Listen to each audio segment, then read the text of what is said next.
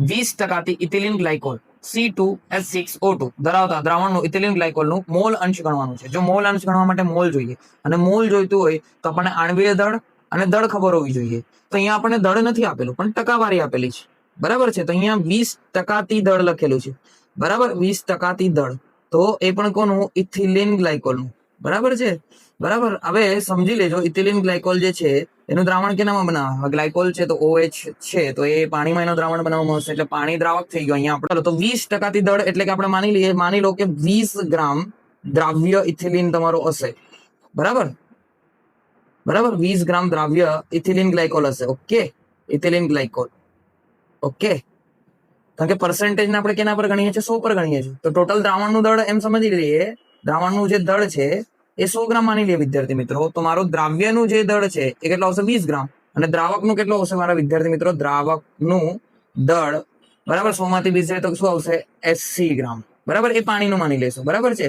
હવે આપણને બંનેનું દળ મળી ગયું છે, બે દ્રાવ્ય અને દ્રાવકનું દળ મળી ગયું છે.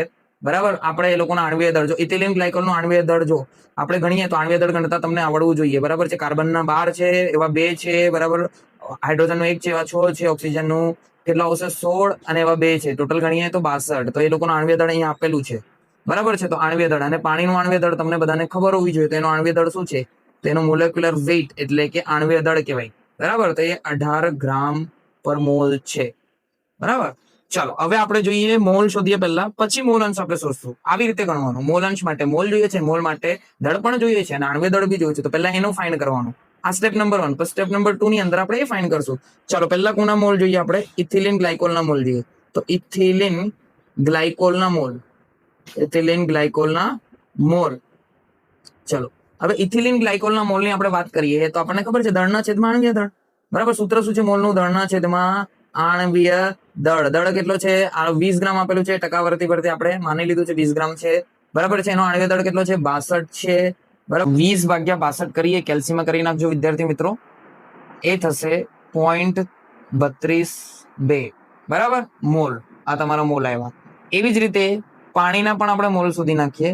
બરાબર, તો પાણીના મોલ ઇઝ ઇક્વલ ટુ બરાબર દળના છેદમાં આણ્વીય દળ.